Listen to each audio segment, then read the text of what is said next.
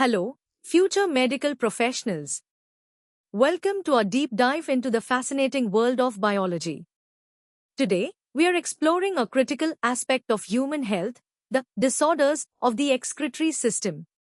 From common kidney stones to life-altering renal failure, understanding these conditions is vital for any aspiring doctor.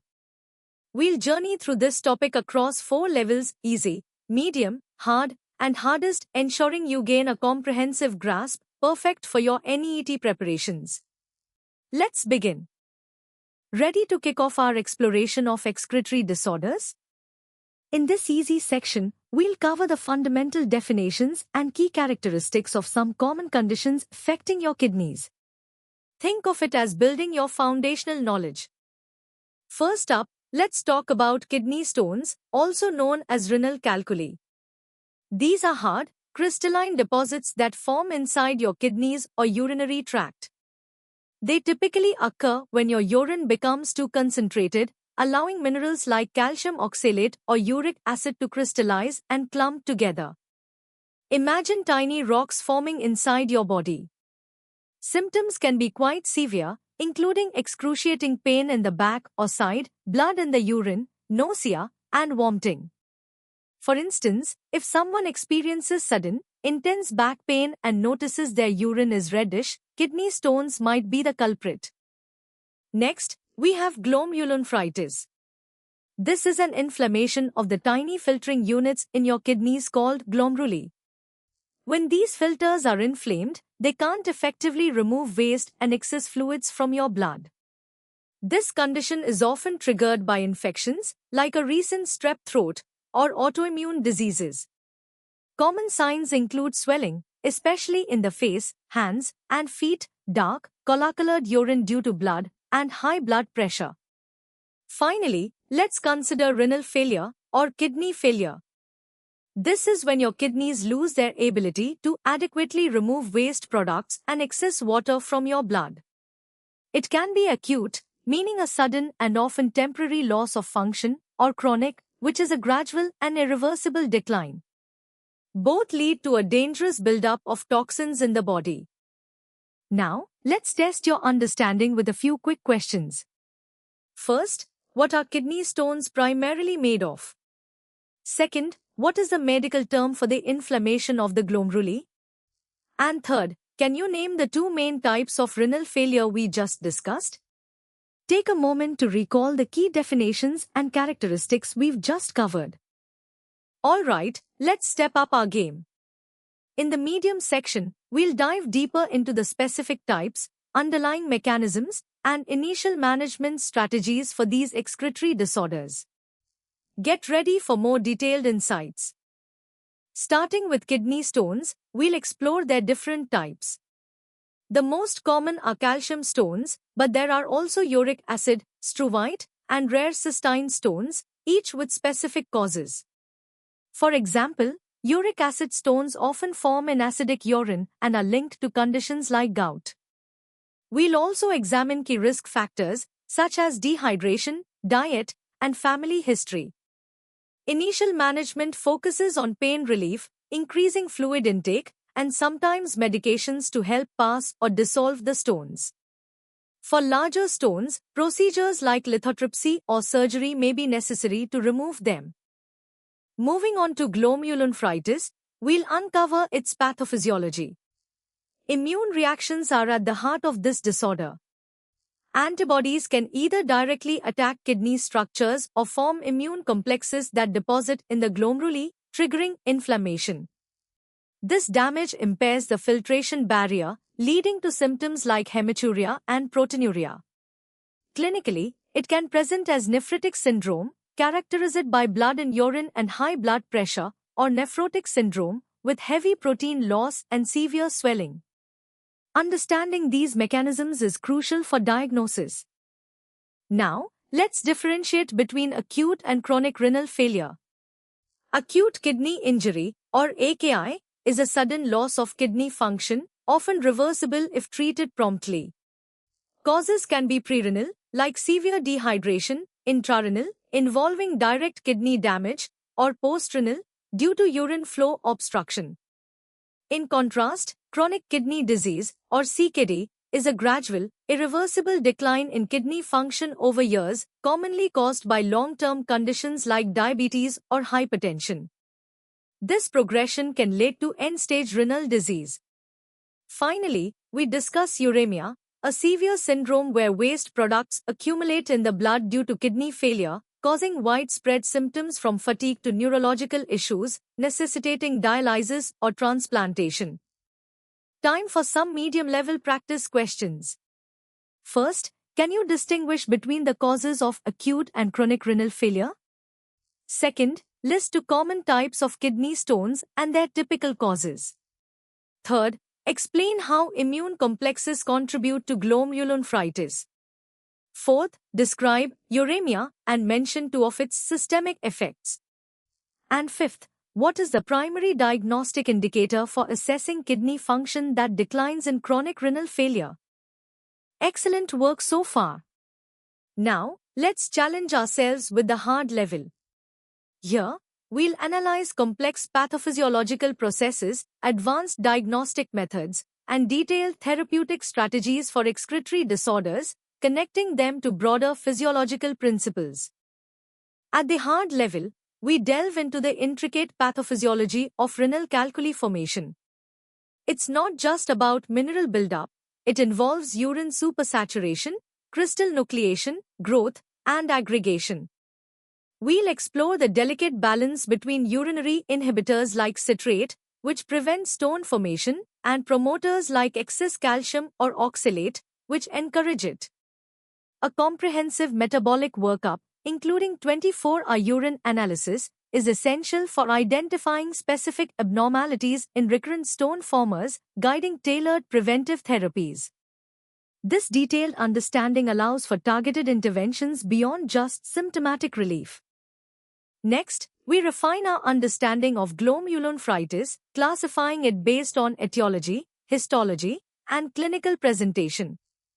We distinguish between primary GN, which originates in the kidney, and secondary GN, which is part of a systemic disease like lupus. Crucially, we'll examine the immunological basis, focusing on type 2 hypersensitivity, where antibodies directly attack the glomerular basement membrane, as seen in Goodpasture's syndrome, and type 3 hypersensitivity, involving the deposition of circulating immune complexes, a hallmark of conditions like post-streptococcal GN. Grasping these immunological distinctions is key to understanding disease progression and treatment. Moving on to chronic kidney disease, we'll explore its staging, which is based on the glomerular filtration rate, or GFR, and albuminuria. Knowing these stages, from mild kidney damage to end-stage renal disease, is vital for predicting progression and planning interventions.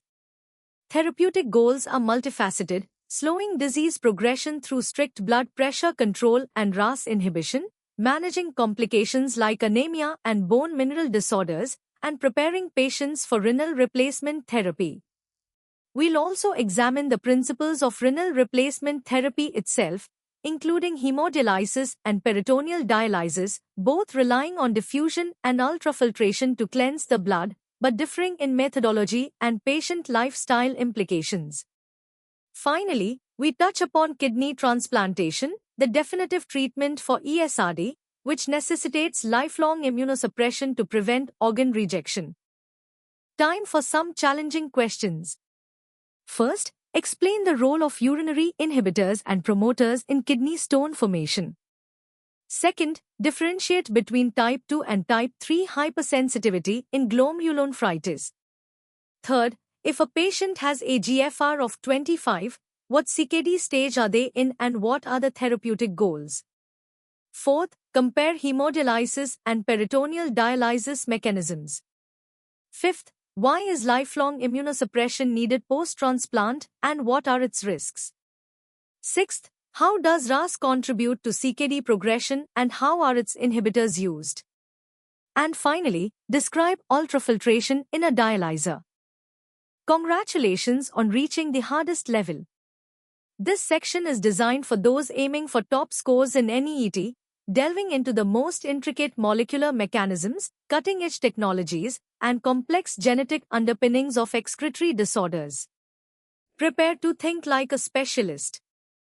At this advanced level, we explore the molecular basis of renal calculi formation, including the role of specific genetic mutations that predispose individuals to stone disease, and the precise mechanisms by which crystals adhere to renal tubular cells. We'll even touch upon the intriguing, albeit controversial, nanobacteria hypothesis. For diagnostics, we'll look at sophisticated techniques like infrared spectroscopy and X-ray diffraction, which provide detailed insights into stone composition, guiding highly targeted therapies. Understanding these molecular interactions is crucial for developing future preventive strategies. Moving to glomerulonephritis, we'll dissect the immunopathogenesis, focusing on the critical role of podocytes and their specialized slit diaphragm proteins like nephrin and podocin in maintaining the glomerular filtration barrier. We'll also examine how dysregulation of the complement system contributes to glomerular injury in conditions like C3 glomerulopathy, and the emergence of novel biomarkers like anti-PLA2R antibodies for precise diagnosis. Let's explore the engineering marvels behind renal replacement therapies. We'll analyze the sophisticated design of hemodialyzers, focusing on how hollow fiber membranes made from advanced synthetic polymers and the principle of countercurrent flow maximize the efficiency of waste removal through diffusion and ultrafiltration. We'll also compare different membrane characteristics, such as biocompatibility and permeability. Beyond conventional dialysis, we'll delve into the exciting frontier of bioartificial kidneys, which integrate living renal cells with synthetic components to mimic the kidney's complex functions, and the challenges in developing wearable or implantable artificial kidneys, considering factors like power sources, clotting prevention, and long-term biocompatibility. These innovations are pushing the boundaries of medical technology. In pharmacological management of CKD complications, we'll examine targeted therapies.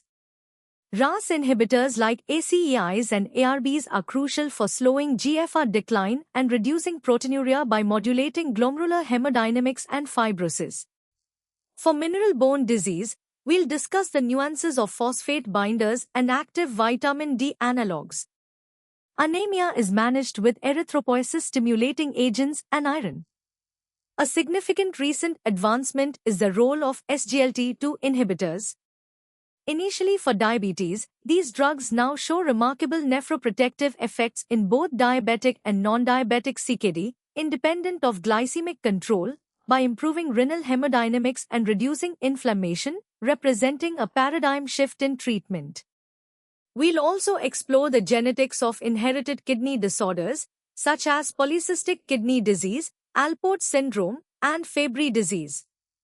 Understanding the specific gene mutations and their molecular consequences is vital for early diagnosis, genetic counseling, and the burgeoning field of precision medicine, where treatments are tailored to an individual's genetic profile. Finally, let's look at the future directions in nephrology. Regenerative medicine holds immense promise, with research into kidney organoids and 3D bioprinting offering platforms for disease modeling, drug screening, and potentially creating functional kidney tissue for transplantation. Stem cell therapy is being explored for its potential to repair damaged kidney tissue and reduce fibrosis. Moreover, artificial intelligence and machine learning are rapidly transforming nephrology by enabling early detection of CKD, predicting disease progression, optimizing dialysis parameters, and identifying high-risk patients. These innovations promise to revolutionize how we diagnose, treat, and manage excretory disorders, offering hope for improved patient outcomes and a deeper understanding of kidney biology. Now for the first set of hardest-level questions, designed to test your comprehensive understanding. First, discuss the molecular mechanisms by which mutations in PKD1 PKD2 genes lead to cyst formation in adult.